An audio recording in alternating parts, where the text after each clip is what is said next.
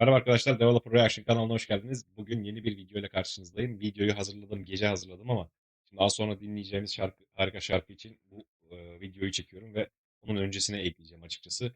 Birazdan izleyeceğimiz videodan sonra çekilen ek bir video olarak düşünün bunu ama bunu başa koyacağım dediğim gibi. Çok katmanlı, çok değişken ölçülerin olduğu, minimal sıkıştırma, geniş dinamik aralığı, her şeyin tek bir organizma gibi hissedildiği, hiçbir enstrümanın bir diğerini boğmadığı bir şarkı dinleyeceğiz birazdan arkadaşlar. Grup klasik garaj grubu olarak kurulup birlikte büyüyen bir ekip değil açıkçası. Her üye kendi enstrümanında dünyanın en iyileri arasında sayılan e, teknik kapasiteleri ve dolayısıyla egoları çok yüksek müzisyenlerin bir araya geldiği progresif bir rock laboratuvarı oluşturmuşlar bence. Öyle diyebiliriz. Tam anlamıyla bir virtüözler koalisyonu diyebiliriz. Sadece dediğim gibi bir şarkı değil, 5 farklı müzikal dehanın aynı anda e, ama uyum içinde verdiği teknik bir savaş gibiydi şarkı dinleyeceğiz. Eee, Grup içerisinde tek bir lider hiçbir zaman tam anlamıyla baskın olmamış. Bu da müziğin neden bu kadar katmanlı olduğunu açıklar nitelikte bence. Çünkü bas davulu takip etmiyor, gitara meydan okuyor, klavye boşlukları doldurmuyor, yeni atmosferik bir katman açıyor. Vokal hikaye anlatmaktan ziyade sesini bir enstrüman, bir flüt ya da obua gibi olarak kullanıyor. Grubun dediğim gibi klasik anlamda rock grubu kalıbına sığdırmak çok zor. Onların müziğin sınırlarını test etmek için bir araya gelmiş mühendislik ekibi gibi olduklarını düşünüyorum. Birbirlerini sürekli daha zorunu çıkarmaya zorlayan bu deneysel birliktelik bazen grubun dağılmasına yol açsa da büyük kavgalara neden olsa da aynı zamanda işte şu an dinleyeceğimiz Awaken gibi insanüstü teknik eserlerin doğmasını sağlamıştır. Eee, Yazılım dünyasında da bizim için mesela senior geliştiriciler için bir araya gelip böyle hiçbir ticari kaygı gütmeden en kompleks mimariyi inşa etmeye çalıştığımız açık kaynak projesi gibi düşünebilirsiniz. İlk dinleyişte öncelikle onu söyleyeyim. İlk dinleyişte sadece hissedin. İkinci dinleyişte bas ve davulu takip edin. Üçüncü dinleyişte de sadece org ve koroyu dinleyin. Her defasında farklı şarkı gibi gelir. Harika bir parça öncelikle onu söyleyeyim. Zaten gerekli teşekkürlerimi o videoda ettim ama Cover'da yine teşekkür etmiş olayım buradan. Ve dediğim gibi sonunda şarkı bittikten sonra bir şey yaşıyorsunuz ama açıklayamıyorsunuz. Sanki şarkı değil bir ritüel içerisindesiniz gibi düşünün. Dinlediğin bir parça değil dediğim gibi videonun başında da sanki içerisine girdiğiniz bir alan gibi. Hadi gelin hep birlikte bu alana girelim. Görüşürüz. Merhaba arkadaşlar, Developer Reaction kanalına hoş geldiniz. Bugün yeni bir video ile karşınızdayım. Kimi dinleyeceğiz bugün? Bir değişiklik yapacağız. Yes grubunu dinleyeceğiz. Yes grubunun Awaken isimli parçasını dinleyeceğiz. Bu değişikliği bana Howard mail ile ulaştı. Kendisine teşekkür ediyorum bu arada. Ve dinlemem gerektiğini çok şaşıracağımı söyledi. Gerçekten dinlemediğim bir şarkı. Ee, YouTube'a yazdığımda da bana bir 1977 versiyonunu çıkardı. Bir de 2003 yanlış hatırlamıyorsam çıkardı. 1977'yi dinlemeyi tercih ettim. Bakalım Howard'ın bahsettiği kadar şarkı bizi etkileyecek mi? Bu arada yaklaşık 15 dakikalık bir şarkı. Bir yandan sandviçimi ve çayımı tüketeceğim. Kusura bakmayın bunun için. Çaylar kahveler hazırsa hadi gelin başlayalım bakalım ne izleyeceğiz.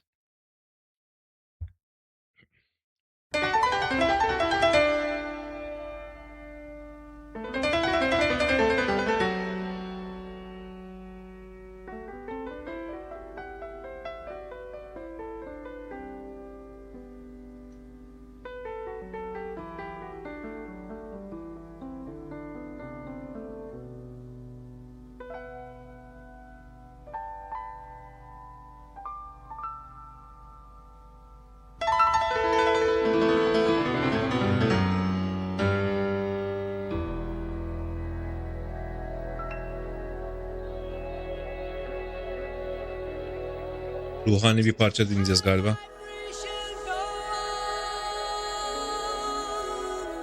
Wow.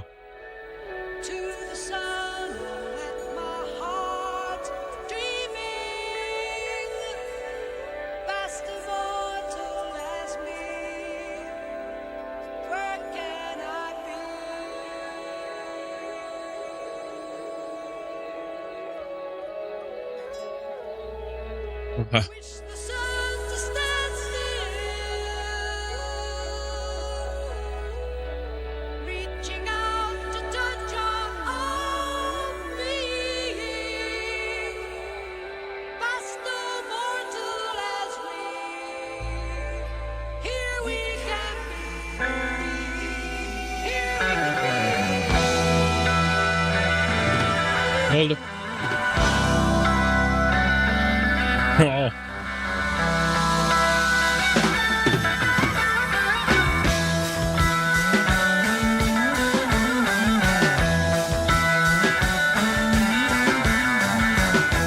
Wow.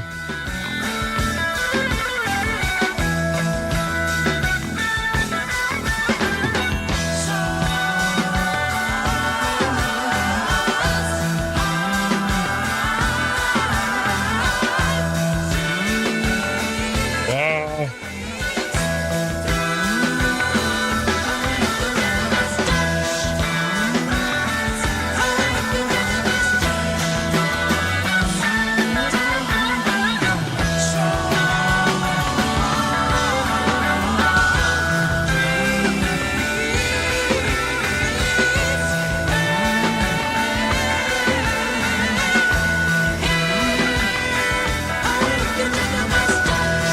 Wow.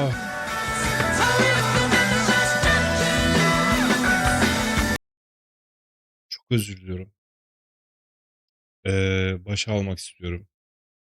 Yemiyorum sandviç falan da. Aa.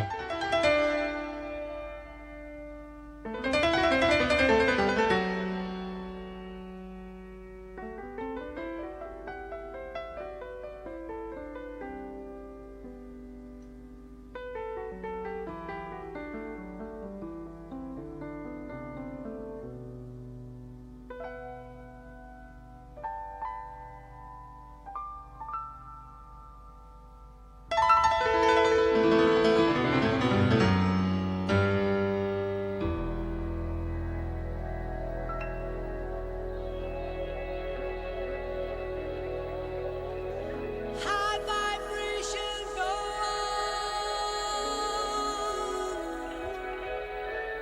to the sun.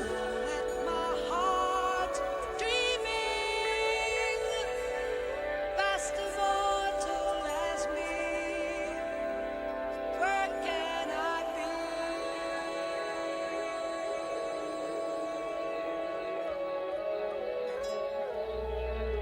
Wish the sun to stand still, Aa. reaching out to touch our own being, past the mortal as we. Here we can be. Here we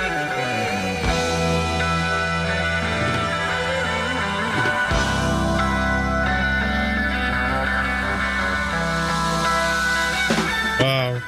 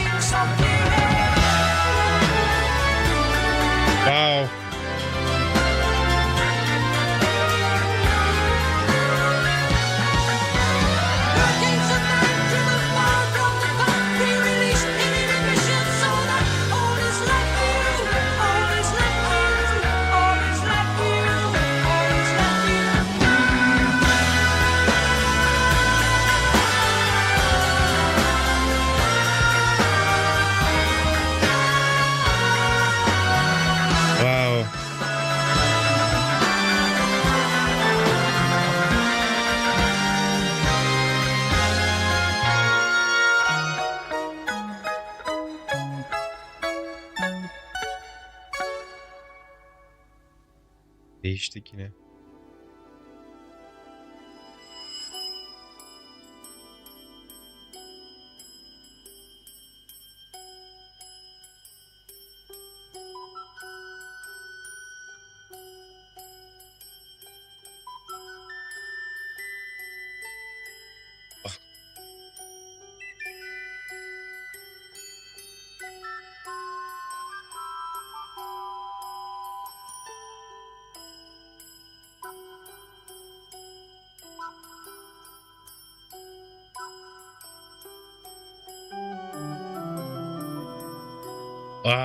Borulu ork. Piyano.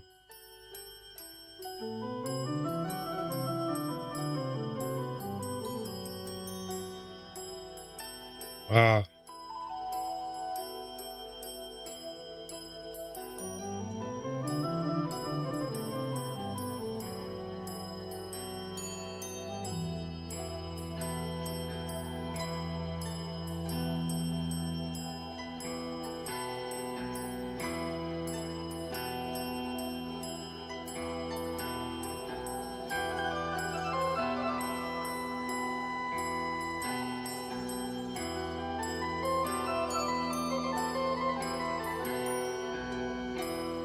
Aha.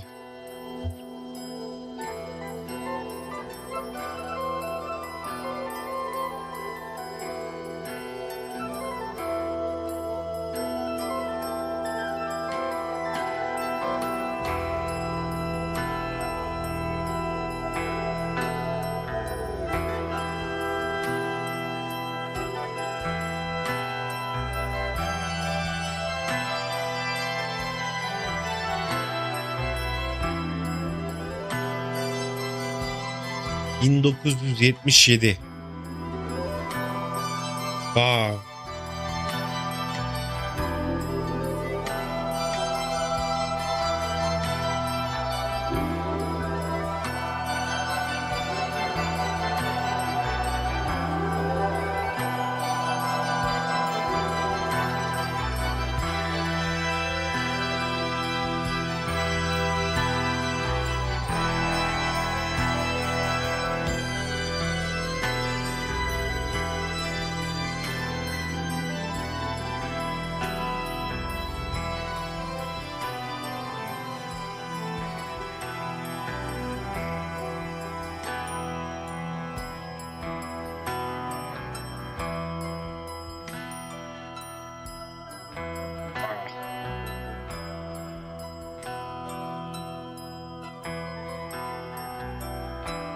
Wow.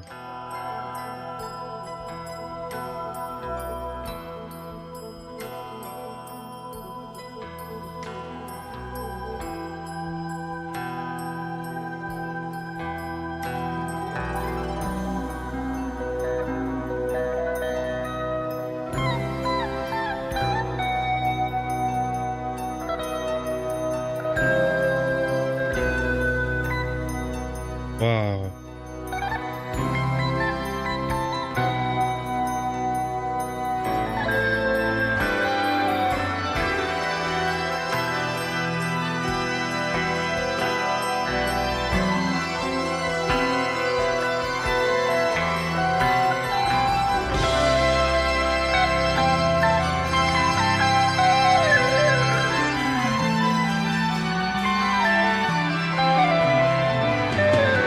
Master of images, songs cast a light on you.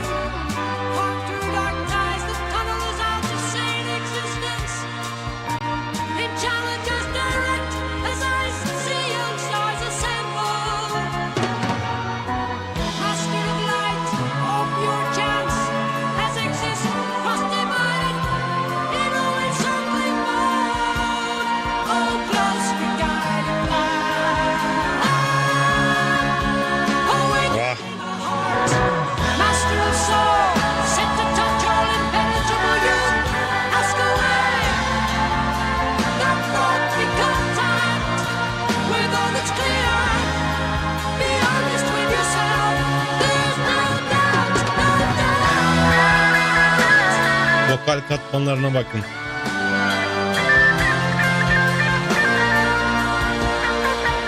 Wow.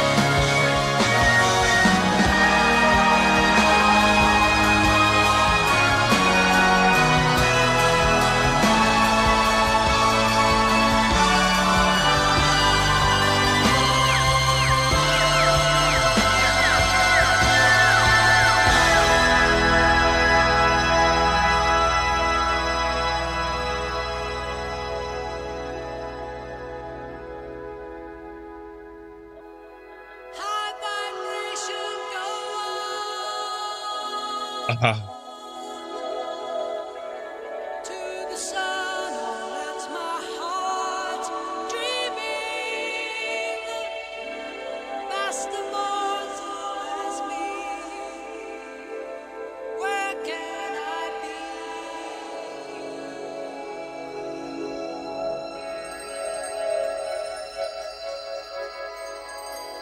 Wish the sun to stand still. Reaching out to touch all of me. Wow.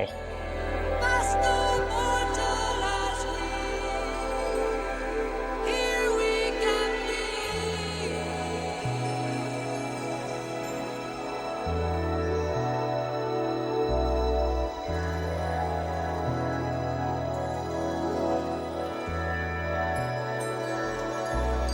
Like the time I ran away, turned around and you were standing close to me.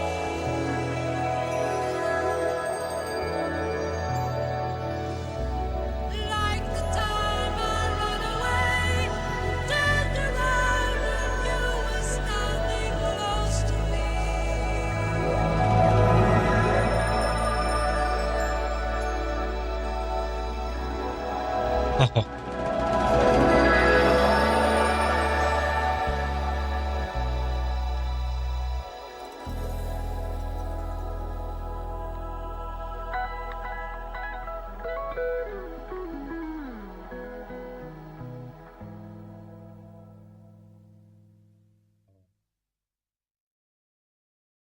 Dostlar, harika bir parça dinledim.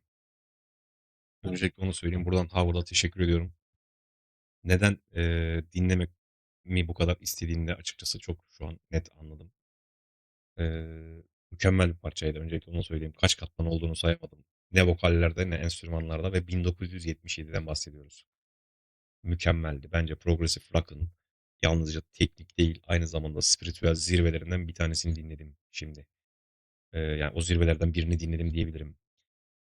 Parça boyunca tonal merkezler, akor yapıları, ritmik organizasyon sürekli değişim halindeydi. Bu da şarkının o uyanış temasını yalnızca sözlerle değil, doğrudan müzikal yapı üzerinden destekledi.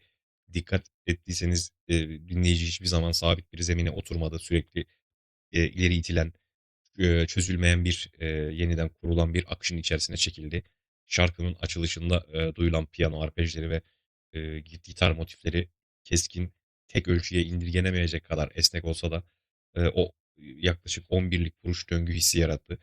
Bu da hem müziğe tamamlanmamışlık hissi veren sürekli ileri doğru devrilen bir enerji kazandırdı diyebilirim. Parça genelinde dört dörtlük geleneksel bir yapıdan bilinçli bir şekilde kaçınılmış dikkat ettiyseniz.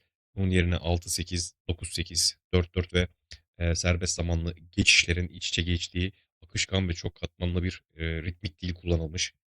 Eee, Bu yapı dinleyicide yani bizde matematiksel bir düzen hissinden çok kontrollü bir kaos ve organik hareket algısı oluşturan bir durum.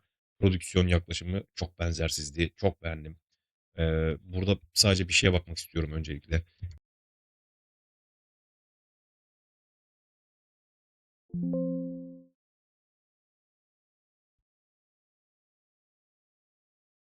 Evet. Düşündüğüm gibi gerçekten borlu org kullanılmış ve bir kilisede bu akustik orada yakalanmış. Harika bir iş. Kesinlikle fark ediliyor. Dijital efektlerin henüz yaygın olmadığı bu dönemde parçanın derinliğini ve hacmini büyük ölçüde gerçek akustik ortamlardan elde edilmiş olması, özellikle kilise org kayıtları Église des Planches da gerçekleştirilmiş ve bu bölümler dediğim gibi doğrudan fiziksel mekanda icra etmiş. Bu sayede duyulan o yankı yapay bir efekt değil, taş duvarların ve yüksek tavanların doğal rezonansıydı diyebilirim.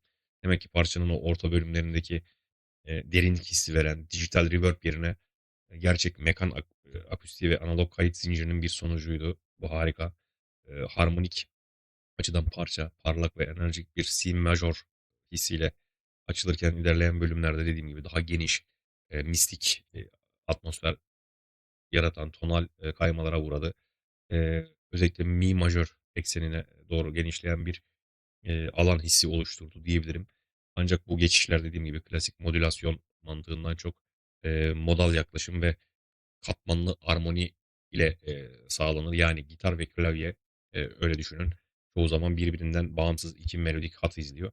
Bu da barok, müzikteki kontrpuan yaklaşımını andıran yoğun ve, zengin bir doku yaratır müzikte duyduğunuz gibi.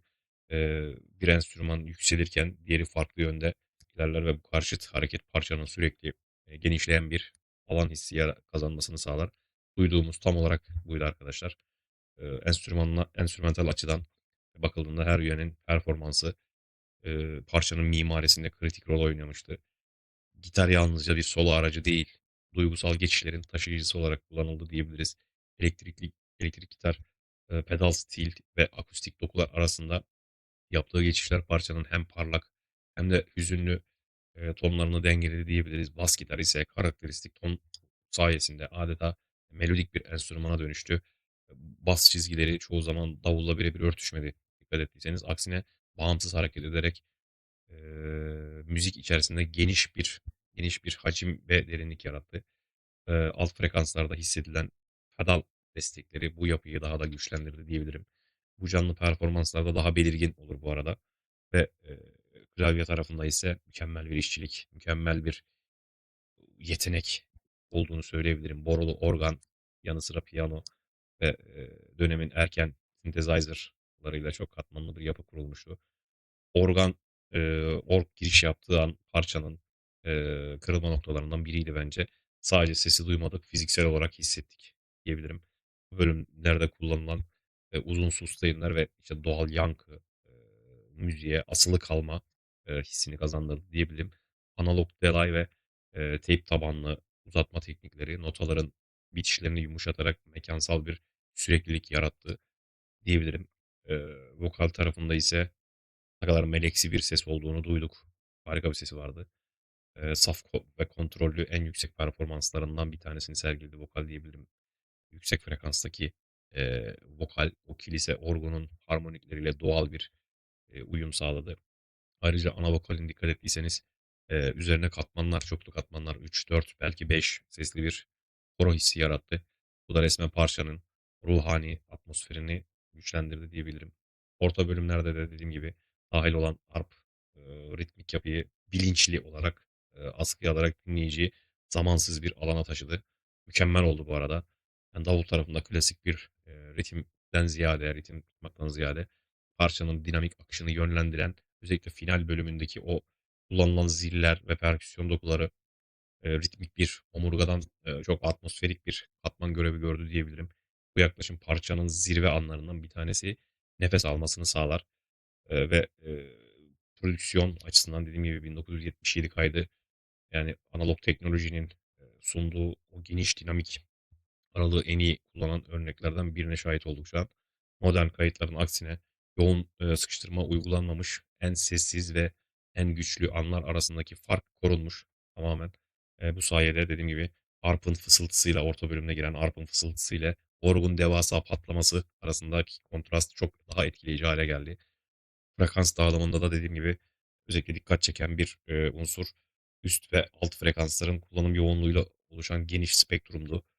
Orta, frekansların zaman zaman dediğim gibi geri çekilmesi ve, müziğe ferahlık ve derinlik kazandırdı. Bu ne demek? Modern anlamda V-shape dediğimiz o, sesin en tepe ve en dip noktalarına yayıldığı V şeklinde bir, equalizer etkisi, eğrisi stili düşünebilirsiniz. Muazzam bir şeydi bu arada. Parçanın finalinde de dediğim gibi tüm enstrümanların tek bir, eee, akış içerisinde birleşmesi normalde, bu bölüm oldukça zordur ve zor bir icra gerektirir. Açıkçası ancak karmaşık yapı hiçbir zaman kaotik hissettirmedi dikkat ettiyseniz. Aksine her nota bir sonrakine hizmet eden bir yapı taşı gibiydi. Yapı taşı gibi yerleştirilmişti. Bu bütünlük hissi şarkıyı sadece teknik olarak değil dediğim gibi duygusal olarak da zirveye taşıdı diyebilirim. Arkadaşlar dediğim gibi yani 1977'de stüdyo kaydını izledik biz şu an. 2003 kaydı vardı bir tane de. O dönemlerin bence genetik kodu olabilecek şekilde bir parça. Sonraki yıllarda teknolojinin Bu kadar gelişmiş olmasına rağmen hani bu kayıt hani 2003'ünde dinleyeceğim bu arada 2003 versiyonunu. Hani bu teknolojinin gelişmiş olmasına rağmen bu kayıttaki gibi organik bütünlük, gerçek akustik ortamlar ve analog üretim yaklaşımı sayesinde ortaya çıkan kutsal atmosfer tam anlamıyla yeniden üretilebilir mi? Emin değilim. Bu parça dediğim gibi matematiği, fiziği ve müziğin o ruhunu tek bir yapıda birleştiren nadir eserlerden biri olmuş bence. Progressive rock'ın senfonik forma ulaştığı en saf anlardan biri olmuş bence. Howard'a dediğim gibi bu şarkıyı tavsiye ettiği için bir kez daha teşekkür ediyorum. Mükemmel bir şarkıydı. Harika hissettirdi. İliklerimize kadar hissettirdik. Birkaç yerde tüylerim diken diken oldu. Ama devam etmek zorunda kaldım. Çok da fazla kesmek istemedim şarkıyı. Ama o ilk girişteki geri almış olduğum bölüm tamamen içerisine çeken, hapseden, sizi bir şeye hazırlıyor.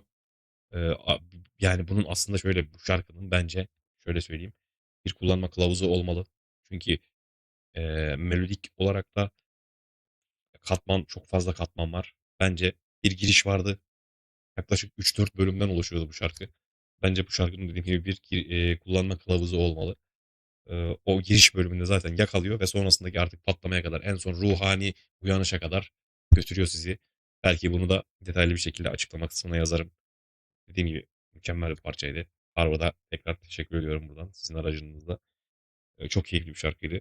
Umarım siz de keyif almışsınızdır. Bir sonraki şarkıda tekrar görüşelim olur mu? Hoşça kalın.